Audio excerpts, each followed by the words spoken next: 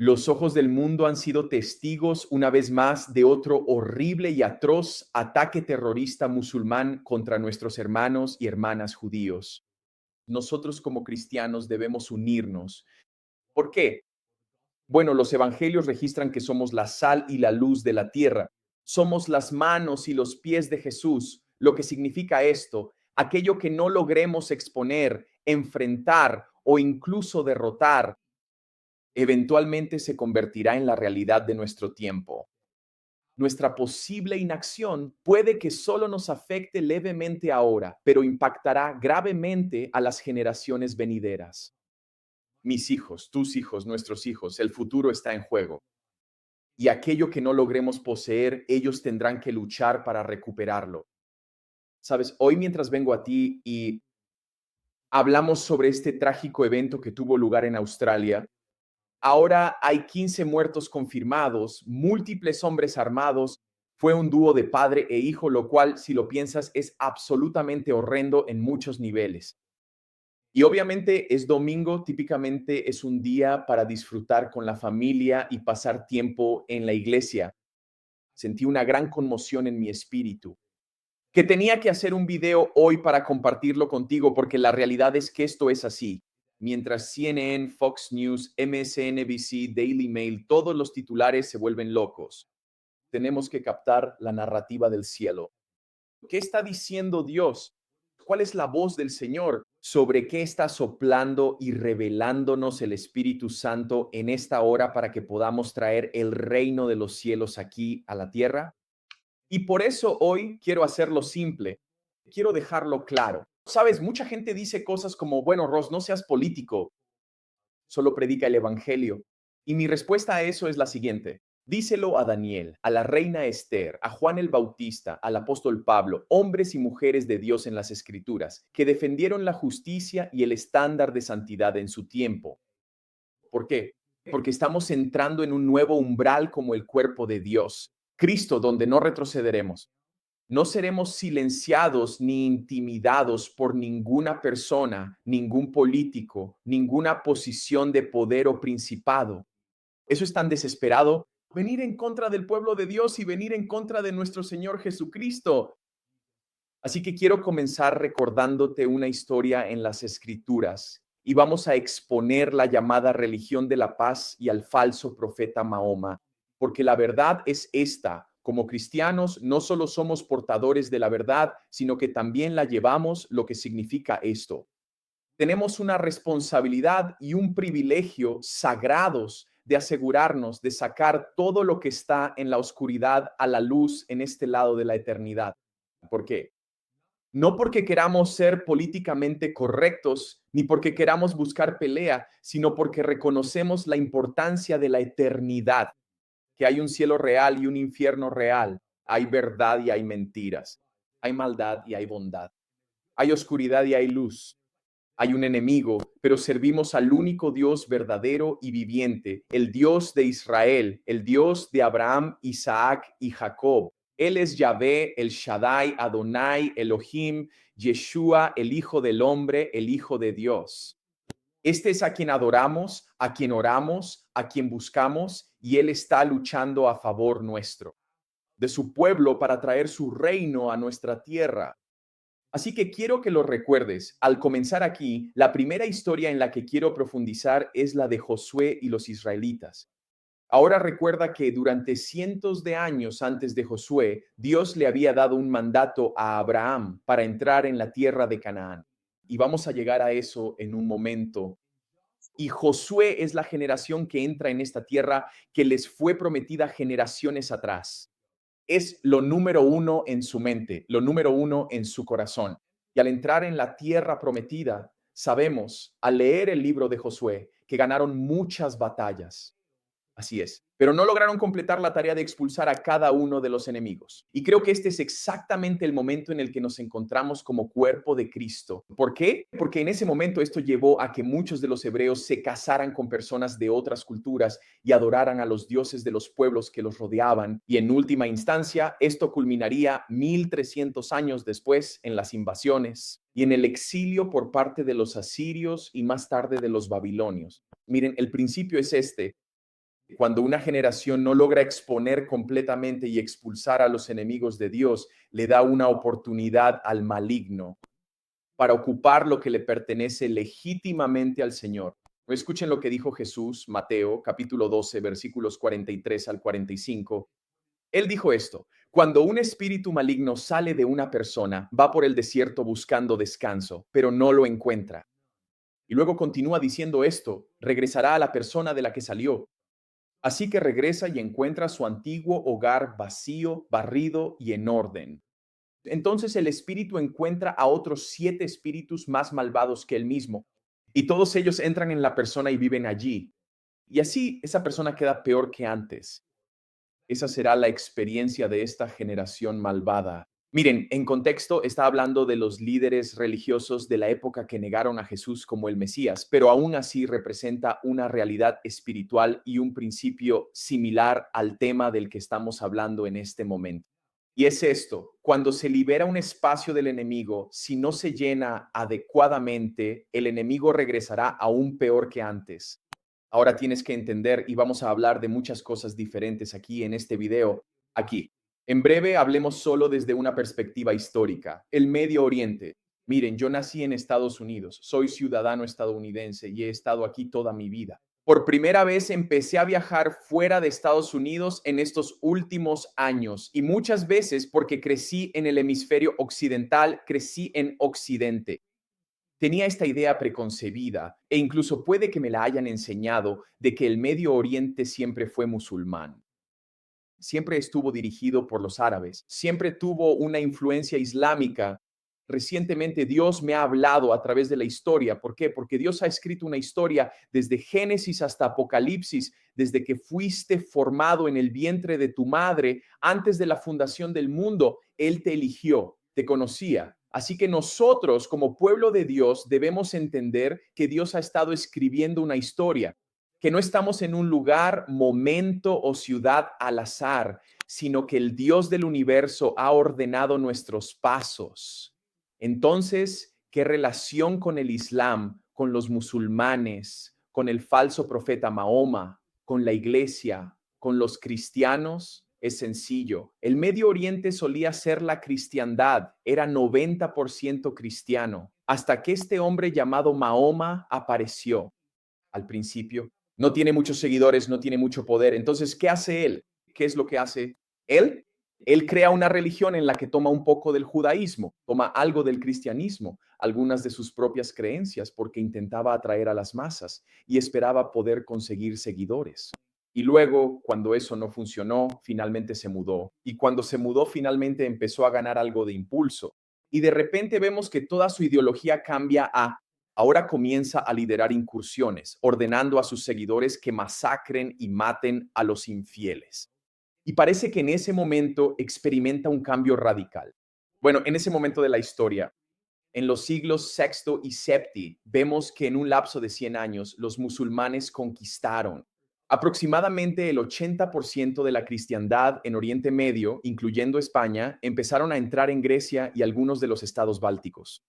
Y finalmente vemos en la escala de la historia mundial que afortunadamente los europeos detuvieron, frenaron a los musulmanes para que no conquistaran completamente. Y entonces lo que resulta realmente interesante ahora, como puedes ver a través de la inmigración masiva, sabes, los musulmanes no solo están luchando con la espada, están conquistando a través de la inmigración. Y por eso me resulta tan interesante que por alguna razón muchas personas, muchos en la iglesia, incluso muchos en el mundo, no logran reconocer o enseñar la verdad de la historia. Y en cambio, quieren que sientas simpatía por los califatos islámicos y por la fe musulmana, porque supuestamente han pasado por un infierno, cuando en realidad son ellos quienes lo han causado. Ellos son quienes lo empezaron. Miren, amigos, quiero que sepan que no solo estamos aquí para exponer, sino que estamos aquí para expulsar. ¿Por qué? Porque nuestra Biblia dice que por la unción todo yugo será roto, que el mismo Espíritu que resucitó a Cristo de entre los muertos y por la autoridad del cielo dada a los hijos e hijas de Dios, somos más que vencedores. Somos victoriosos en Cristo Jesús. No estoy aquí solo para lanzar un buen episodio de podcast. Estoy aquí para desatar el poder dunamis de Dios, que sacude todo lo que puede ser sacudido, que rompe todo lo que debe ser roto y que despierta a las personas de su letargo. ¿Por qué? Porque quiero sacudir las puertas del infierno hasta que toda cosa altiva que se ha levantado contra el conocimiento de Dios caiga derribada.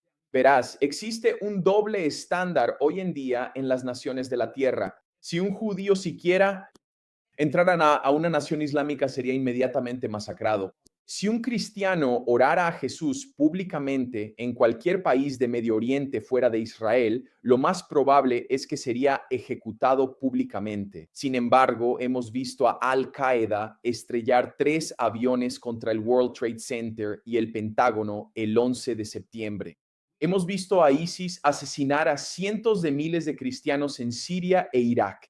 Hemos visto a Boko Haram masacrar a miles de cristianos en África, algo que está ocurriendo actualmente. Y en nuestros días recientes, los salvajes de Hamas, quienes quemaron bebés en hornos, violaron mujeres y tomaron a israelíes como cautivos y rehenes, comenzando el 7 de octubre de 2023. Mira, ¿por qué es que se supone que este es uno de los temas más controvertidos en la iglesia? ¿Y por qué muchos pastores temen hablar sobre sus creencias y posturas respecto a Israel y el pueblo judío? Escuchen, présteme mucha atención esta noche. No estoy diciendo que el pueblo judío sea perfecto. Noticia de última hora. Ninguna nación, ningún pueblo es perfecto. Mira, el mismo estándar que muchos aplican a una nación o a un grupo de personas, no lo aplican a sí mismos ni a quienes están causando toda la violencia. ¿No es interesante? Mira, quizá te estés preguntando, y siento que necesito abordar esto primero porque muchas personas están aquí y tú estás como, hombre, vamos a exponer el Islam y vamos a ello. Y eso es lo que vamos a hacer, te lo prometo. Pero nosotros como cristianos primero tenemos que hacernos la pregunta, ¿por qué? ¿Por qué apoyamos a la comunidad judía? Y déjame decirlo así, tal vez porque han soportado algo llamado el holocausto, ¿verdad? Tal vez porque todas las naciones que los rodean los odian, ¿sabes? Yo estuve en Israel hace unos meses y nosotros llegamos a un lugar en Israel donde puedes ver 2 naciones, Líbano y Siria, e incluso Jordania. 3 naciones en la frontera de Israel están tan cerca de la nación de Israel. Y todas estas naciones en algún momento de la historia han lanzado ataques contra el pueblo judío. Es asombroso pensar que a 100 metros de su propia nación tienen enemigos con misiles, con cohetes, con armas de fuego y que quieren desesperadamente borrarlos de la faz del planeta. ¿Qué se siente? ¿Cómo vivir en una atmósfera tan cargada todos los días de tu vida? Y no solo todos los días de tu vida, a lo largo de toda la historia registrada, el pueblo judío ha tenido que soportar ataques de salvajes como este. O tal vez son la única nación del Medio Oriente que da la bienvenida a los cristianos. ¿Alguna vez pensaste en eso antes? Tal vez porque cada generación de judíos ha sufrido invasiones, asesinatos, persecuciones y más, algo que casi ningún otro grupo de personas ha tenido que sufrir jamás. ¿Y por qué? Estas son solo preguntas que estoy haciendo, por cierto, solo preguntas. ¿Por qué una nación del tamaño del estado de Nueva Jersey, bastante pequeña, llama tanta atención? No es por lo que tu profesor universitario woke que grita, liberen Palestina, quiere que creas. Eso es lo que quieren que creas. Sabes, definitivamente no es lo que Candace Owens y Tucker Carlson parecen querer desmantelar de repente. Sabes, probablemente está relacionado con el hecho de que el enemigo odia eso. No pudo impedir que el Hijo de Dios, el Mesías, el ungido, el Cristo, naciera en la nación de Israel. Eso destrozó todos los planes de la oscuridad y pronto será el punto central de los tiempos finales, el avivamiento y el despertar en nuestros días. Déjame recordarte, si te llamas cristiano, un seguidor de Jesús esta noche, permíteme recordártelo brevemente. En Génesis capítulo 12, Dios llama a Abraham, ¿verdad? Y el apóstol Pablo llama a Abraham el padre de todos nosotros. ¿Sabes qué? Siento que esta noche debo leerlo. Abre tu Biblia, acompáñame a Génesis capítulo 12 y leamos esto rápidamente aquí. Quiero leer esto. El versículo 1 dice lo siguiente. El Señor le había dicho a Abraham, deja tu país natal, tus parientes y la familia de tu padre, y vete a la tierra que yo te mostraré. Haré de ti una gran nación. Te bendeciré y haré famoso tu nombre y serás una bendición para otros. Ahora pon atención aquí, versículo 3. Bendeciré a los que te bendigan y maldeciré a los que te desprecien. Todas las familias de la tierra serán bendecidas por medio de ti. Fíjate cómo Dios no le dijo que solo sería bendecido en el antiguo pacto. De hecho, esto es antes de la ley mosaica. Esto es antes del monte Sinaí. Esto está en el libro de Génesis, ¿verdad? Esto es uno de los primeros pactos fuera del de Noé. Este es uno de los primeros pactos que Dios le dio a un hombre. Y su nombre en ese momento era Abraham. Eventualmente se convertiría en Abram, quien era Abram, el hijo de Abraham. El hijo de Abraham fue Isaac, el de Isaac, Jacob, el de Jacob, José, y los hijos de José fueron los 12, o los de Jacob, los 12, las tribus de Israel, conocidas como israelitas. El nombre de Jacob fue cambiado por Dios a Israel. Mira, tienes que entender. En Romanos capítulo 4, versículo 16, Pablo habla de Abraham como el padre de todos nosotros. ¿Por qué? Porque vemos más adelante en el libro de Génesis que Abraham fue considerado justo ante Dios, no por sus buenas obras, sino por su fe. ¿Y cómo es salvo todo creyente del Nuevo Testamento y del Nuevo Pacto?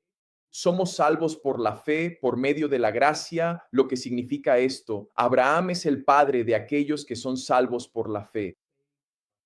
¿Y qué le dice Dios a Abraham? Le dice, deja a tu familia, deja tu país, ve a una tierra que no conoces, y esa tierra es la tierra de Canaán. Cuando el Señor le dice esto, le dice que todas las familias serán bendecidas a través de él. ¿Cuántos? ¿Solo los judíos? No. Todo esto incluye también a los gentiles, lo cual los incluye a vosotros también. Bendeciré a quienes te bendigan, animaré a quienes te traten con desprecio, lo que en última instancia significa esto. Desde el comienzo del pueblo judío y de la nación judía, Dios usó un lenguaje específico que conectaría a cada creyente del nuevo pacto en Jesús con las raíces judías de nuestro Mesías. Vaya, esto es poderoso. Sabes, el apóstol Pablo escribe en Romanos 10 y Romanos 11. Él dice que si el rechazo del Mesías por parte del pueblo judío llevó a la bendición de nuestro mundo actual y a la bendición de los gentiles, ¿cuánto más será bendecido el mundo cuando el pueblo judío venga al Señor Jesús? Y continúa diciendo esto, todo Israel será salvo. Cuando los cristianos no apoyan a Israel y no apoyan al pueblo judío, están oponiéndose a la palabra de Dios. Y el apóstol Pablo, quien dice que todos ellos serán salvos, porque mientras les lanzas odio, mientras los avergüenzas, mientras los llamas el diablo y la sinagoga de Satanás, en realidad no estás alineado con el Espíritu ni con la palabra de Dios. Segunda de Samuel capítulo 7. Vamos, sigamos avanzando. Esto está bien, esto está bien. Segunda de Samuel capítulo 7 dice lo siguiente, cuando David llega a la revelación de que vive en un hermoso palacio, ¿verdad? Y se da cuenta de que el arca del Señor está bajo una tienda y decide en su corazón que quiere construirle a Dios un templo que, por cierto, Dios nunca mandó. Dios nunca le habló. El hambre estaba en el corazón de David y eso lo llevó a la revelación de lo que Dios quería hacer en la tierra. Eso es una locura. Y esta es la respuesta de Dios. Solo una parte de ella en segunda de Samuel capítulo 7. Dios le dice esto a David: tu casa y tu reino permanecerán delante de mí para siempre, y tu trono estará seguro para siempre. En esencia, lo que Dios le está diciendo a David es esto: te estoy dando el trono por toda la eternidad. Está aludiendo, es un presagio, a la raíz de Isaí, el hijo de David, el tronco de la familia de David, de donde vendría el Mesías. ¿Y qué hay del profeta? Isaías capítulo 11, vamos allí rápidamente. Isaías capítulo 11. ¿Qué escritura tan increíble es esta? Dice el versículo 1. Del tronco de la familia de David brotará un retoño, sí, una nueva rama que dará fruto de la vieja raíz, y el espíritu del Señor reposará sobre él, el espíritu de sabiduría y entendimiento, de consejo y poder, de conocimiento y temor del Señor. Se deleitará en obedecer al Señor. No juzgará por las apariencias, ni tomará decisiones basadas en rumores. La tierra temblará ante la fuerza de su palabra y un solo aliento de su boca destruirá a los malvados. Quiero que sepas esta noche que Jesús es el Rey de todos los reyes. Él es el Señor de todos los señores y a su voz Todo demonio y toda persona temblarán y se postrarán ante él. ¿Por qué? Porque él es el Rey de la Gloria. Salmo 24. Él nunca ha perdido una batalla y nunca la perderá. Y este Jesús del que leemos en Apocalipsis 19, un día abrirá el cielo sobre ti y sobre mí, y con el sonido de una fuerte trompeta y una multitud de miles y miles de ángeles regresará a esta tierra por los hijos e hijas de Dios. Él establecerá su reino, donde no habrá llanto, ni lágrimas, ni enfermedad, ni dolencia, y pasaremos la eternidad en el nuevo cielo, en la nueva Jerusalén. Hombre, ¿qué día será ese? Y este es quién es, este es el Mesías, el Cristo, que vino ¿de quién? Del tronco de la familia de David. ¿Quién era David? Él fue el segundo rey en toda la historia de los judíos. ¿Y qué hay del profeta? Jeremías, el capítulo 23 dice esto, porque se acerca el tiempo, dice el Señor, cuando levantaré un descendiente justo del linaje del rey David, será un rey que gobernará con sabiduría. Él hará lo que es justo y correcto en toda la tierra, y este será su nombre. El Señor es nuestra justicia, y en ese día Judá será salvo e Israel vivirá seguro. ¿Sabes? Lo que encuentro realmente interesante sobre la Biblia, sobre las Escrituras, es que este es el único texto religioso que tiene precisión al proclamar y profetizar cosas en el futuro que se cumplirían. El Corán nunca hace eso. Los escritos de Joseph Smith no pudieron hacerlo. Ningún dios pagano ni Zeus, ninguno de ellos jamás escribió algo o profetizó sobre un Mesías o sobre el Señor o sobre cualquier cosa en general que alguna vez se cumpliría. Solo esta Biblia, solo estas escrituras aquí son la verdadera palabra de Dios inspirada por el propio Señor. Alabado sea Dios. Sabes, el profeta Miqueas incluso dijo esto en el capítulo 5, versículo 2. Pero tú, oh Belén, eres solo una pequeña aldea entre todo el pueblo de Judá. Sin embargo, de ti saldrá un gobernante de Israel cuyos orígenes son de tiempos antiguos. Vendrá de ti en mi nombre. ¿Por qué es esto importante? Porque si vas a Lucas capítulo 2, José, que está comprometido con la madre de María, quien fue embarazada por el Espíritu de Dios, porque ella halló gracia ante Dios, quien tenía a Jesús en su vientre. Él fue a Belén para registrarse en el momento del censo. ¿Por qué? Porque aunque vivía en Nazaret, que estaba en Galilea, él era parte del linaje de David y tuvo que ir a la ciudad natal. Amigos, Jesús fue formado en el vientre de una mujer judía que estaba comprometida con un hombre judío, quien era descendiente del rey judío David. Y este Mesías, nuestro Mesías Jesús, tomó su primer aliento en la tierra de Israel. Cada libro en el canon registrado de las Escrituras fue escrito por un hombre o una mujer judía, excepto Lucas, quien es un compañero del apóstol Pablo, quien por sí solo llevó la fe al mundo gentil predicando y por el poder del Espíritu Santo. Miren, muchos saben lo que mucha gente dirá. Y si tú dices es esto, declaro que el espíritu de sabiduría y revelación vendrá sobre ti de una manera y medida fresca esta noche. Ahora mismo, donde sea que estés, en cualquier momento en que estés viendo esto, mira, yo recibí miles de mensajes directos y probablemente recibiré cientos más, porque cada vez que te pones del lado del pueblo judío como cristiano, parece que se desata el infierno. Es uno de los temas más controvertidos. Y yo no tenía ni idea hasta que fui a Israel hace unos meses y empecé a recibir este mensaje directo y este comentario decía, bueno, Ross, los judíos odian a Jesús. Y la realidad es esta, en todos los grupos de personas hay quienes odian a los judíos, pero mi pregunta es, ¿alguna vez has estado tú mismo en Israel? ¿Alguna vez has caminado por las calles de Jerusalén? ¿Cuándo fue la última vez que realmente hablaste cara a cara con una persona judía? Porque cuando estuve allí, muchos de los judíos con los que hablé no odiaban a Jesús. De hecho, eso es una gran tergiversación. Hay muchos judíos que quizás no estén de acuerdo en que Él es el Mesías, pero son hospitalarios con los cristianos y con las personas de fe que visitan su nación. Te reto como cristiano a que intentes ir a cualquier otra nación de Medio Oriente y proclames abiertamente el Evangelio y veas cómo te va. Bueno, ya sabes, otros dicen, Ross, ¿verdad? Los judíos mataron a Jesús. Mi respuesta a eso es la siguiente. ¿No recuerdas que tú también fuiste enemigo de Dios? ¿Que todos han caído y están destituidos de la gloria del Señor? ¿Que todo hombre merece la muerte? Así que culparlos de pecado significa que debes verte de la misma manera. Tienes que aplicar principios a ti mismo si vas a aplicarlos a otra persona.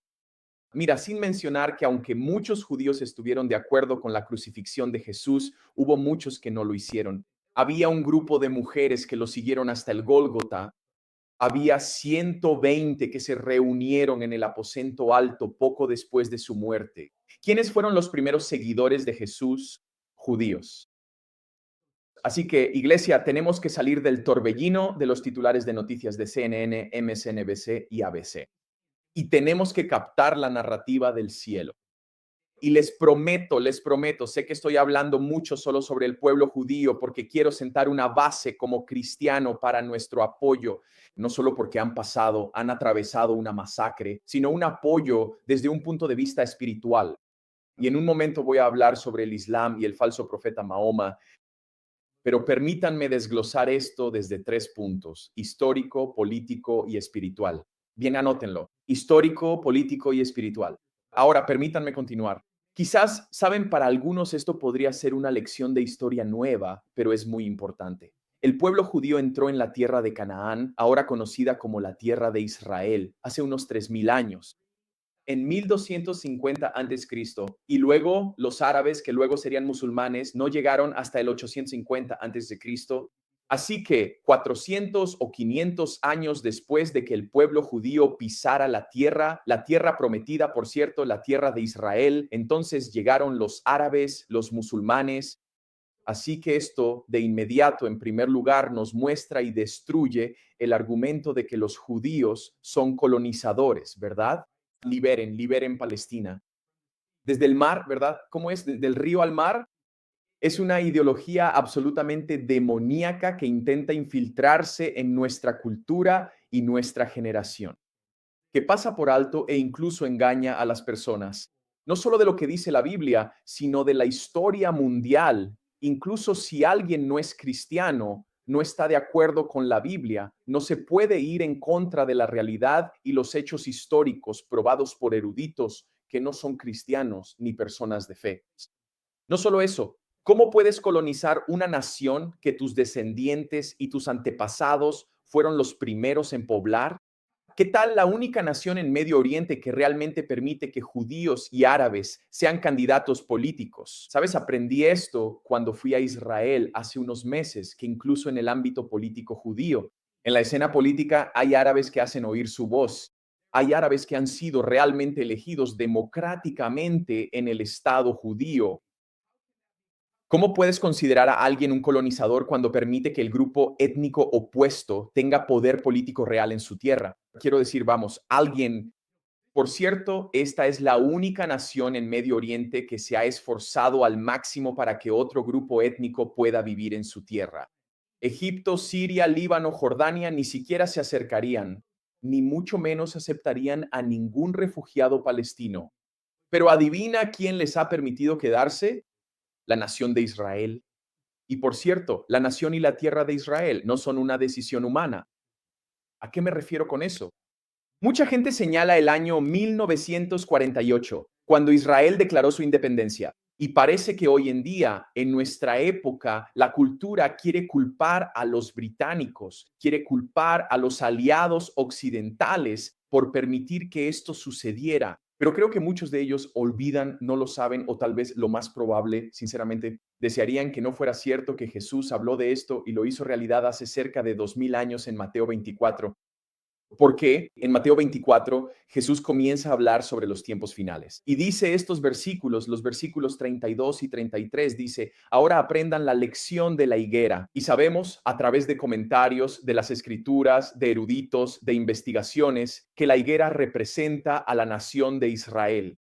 Cuando sus ramas brotan y sus hojas comienzan a salir, saben que el verano está cerca. ¿Por qué está diciendo esto Jesús? Que con la nación de Israel en algún momento de la historia, porque en ese momento en que él hablaba, la nación de Israel no era la nación de Israel, habían pasado por los asirios, los babilonios, los persas, los griegos, y ahora estaban bajo el imperio romano.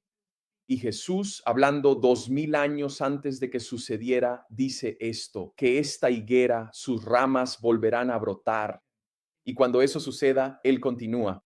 Él dice esto: cuando vean todas estas cosas, pueden saber que su regreso está muy cerca y a la puerta.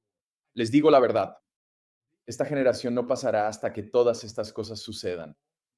Amigos, que el pueblo judío regrese a la tierra de Israel no es algo demoníaco, es divino, es destino. Y por eso me asombra que haya miles de cristianos en todo el mundo que con cada fibra de su ser expresan odio hacia el pueblo de Israel, pero nunca publican nada que exponga al Islam, al movimiento de Palestina libre, a ningún político, entidad, pasaje de las Escrituras o parte de la historia, que muestre claramente que Dios ha elegido al pueblo judío para traer al Mesías por quien somos salvos y que será el punto central no solo de las escrituras que fueron, sino también de los tiempos finales en los que estamos y los que están por venir. Número uno, aquí quiero empezar con el aspecto político. Israel es el único aliado verdadero de Estados Unidos en Medio Oriente. Son la única nación en esa parte del mundo que lucha proactivamente y no financia el terrorismo. ¿O qué tal el hecho de que realmente compran miles de millones en tecnología, hardware, infraestructura militar de Estados Unidos? Mira, ninguna otra nación en Medio Oriente puede siquiera acercarse. De hecho, ¿sabes lo que gritan en todas las demás naciones de Medio Oriente? Muerte a América. ¿Escuchaste eso? Muerte a América. Así que cuando escuchas que son una religión de paz, ya sabes que son una religión que solo quiere llegar a un acuerdo, solo quieren llegar a una nueva tierra. Bueno, ¿por qué es que en todos los titulares de noticias, cuando parece haber un ataque terrorista, gritan muerte a América y muerte a los judíos? ¿Por qué es eso? ¿Es solo una frase, como dicen? ¿Es solo algo que realmente no quieren decir? Vamos, tienes que tener neuronas aquí para realmente reconocer lo que está pasando. Mira, tienes que entender la verdad aquí, que a nivel político me encanta esto. Si no apoyas a Israel, ¿a quién apoyas? ¿A quién más? ¿A quién apoyas? Si no apoyas a Israel a nivel político, ¿a quién más apoyas? Tienes que apoyar al Islam. ¿Cómo? Porque cada nación circundante ha lanzado ataques contra Israel, están rodeados de hostilidad, excepto por el océano. Si no apoyas a Israel, ¿son perfectos? Su líder es perfecto, su pueblo es perfecto, claro.